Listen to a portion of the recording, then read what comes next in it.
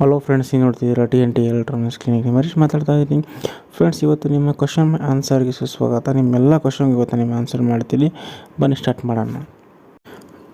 Friends, ನನಗೆ ತುಂಬ ಜನ ಮೆಸೇಜ್ ಮಾಡ್ತಾರೆ, ಫೀಲ್ಡಲ್ಲಿ ತುಂಬ ಐಸ್ ಫಾರ್ಮ್ ಆಗ್ತಿದೆ ಅಂತ. ಅದರಲ್ಲೂ ಸಿಂಗಲ್ ಫೀಲ್ಡಲ್ಲಿ ತುಂಬ ಐಸ್ ಫಾರ್ಮ್ ಆಗ್ತಿದೆ ಅಂತ ತುಂಬ ಹೇಳ್ತಾರೆ. ಸೊ ನಾನು ಕಸ್ಟಮರ್ ಪ್ಲೇಸಲ್ಲಿ ಹೋಗೋದು ಜಾಸ್ತಿ ಅದೇ ನೋಡ್ತೀನಿ. ನಾನು ತುಂಬ ಐಸ್ ಫಾರ್ಮ್ ಆಗಿರೋದೇ ನೋಡ್ತೀನಿ. ಫ್ರೆಂಡ್ಸ್, ಆ್ಯಕ್ಚುಲಿ ಅದು ಪ್ರಾಬ್ಲಮ್ ಅಂದರೆ ನಿಮ್ಮ ಫ್ರಿಡ್ಜಲ್ಲಿ ಕೂಲಿಂಗ್ ಕಂಟ್ರೋಲ್ ಅಂತ ಬರುತ್ತೆ, ಥರ್ಮೋಸ್ಟೇಟ್ ಅಂತ. ನಿಮಗೆ ಟೆಂಪ್ರೇಚರ್ ಕಂಟ್ರೋಲ್ ಮಾಡ್ಬೋದು ನೋಡಿ ಈ ಥರ.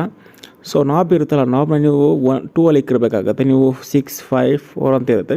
ಫುಲ್ ಹೈ ಇಟ್ಬಿಟ್ರೆ ನಿಮಗೆ ಜಾಸ್ತಿ ಫ್ರೀಸಿಂಗ್ ಆಗಿಬಿಡುತ್ತೆ. ನಿಮಗೆ ಅದು ಕಂಟ್ರೋಲ್ ಸಿಗಲ್ಲ, ಅಷ್ಟು ಫ್ರೀಸಿಂಗ್ ಆಗಿಬಿಡುತ್ತೆ. ಇನ್ನೊಂದು ಬಂದು ನಿಮ್ಮ ಫ್ರಿಡ್ಜ್ ಡೋರ್ ಸರಿಯಾಗಿ ಹಾಕಿಲ್ಲ ಅಂತ ಹೇಳಿದ್ರೆ, ಡೋರ್ ಸ್ವಲ್ಪ ಗ್ಯಾಪ್ ಇದ್ದರೆ ಅಲ್ಲೊಂದು ರಬ್ಬರ್ ಇರುತ್ತೆ ಗ್ಯಾಸ್ಕೆಟ್ ಅಂತ, ಅದು ಫುಲ್ಲು ಕ್ಲೋಸ್ ಆಗಬೇಕು. ಹಿಂಗೆ ಕ್ಲೋಸ್ ಆಗಿಲ್ಲ ಅಂದರೆ ನಿಮಗೆ ಫ್ರಿಡ್ಜ್ ಕಂಟಿನ್ಯೂಲಿ ಓಡಿ ಫುಲ್ಲು ಐಸ್ ಫಾರ್ಮ್ ಆಗಿಬಿಡುತ್ತೆ. ನಿಮಗೆ ಅದು ನಿಮಗೆ ಫ್ರಿಡ್ಜ್ ಫುಲ್ ಐಸ್ ಫಾರ್ಮ್ ಆಗಿಬಿಡುತ್ತೆ.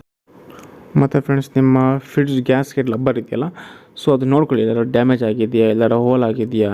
ಅದಕ್ಕೆ ತುಂಬ ವರ್ಷ ಯೂಸ್ ಮಾಡಿರ್ತೀರ, ಸೊ ಡ್ಯಾಮೇಜ್ ಆಗಿರುತ್ತೆ. ಅದೊಂದು ಚೆಕ್ ಮಾಡ್ಕೊಳ್ಳಿ. ಮತ್ತು ಎಲ್ಲಾರ ಗ್ಯಾಪ್ ಇದೆಯಾ, ಸಣ್ಣ ಪುಟ್ಟ ಗ್ಯಾಪ್ ಇದೆಯಾ, ಸ್ವಲ್ಪ ಗ್ಯಾಸ್ಕೆಟ್ ಫ್ರಿಡ್ಜಿಂದ ಓಪನ್ ಆಗಿಬಿಡಿ ಅಂತ ನೋಡ್ಕೊಳ್ಳಿ.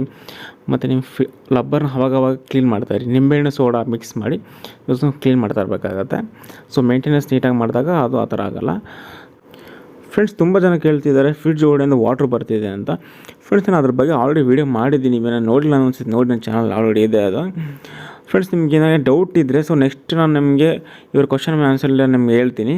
Okay friends, thank you my watching my video. Bye see you.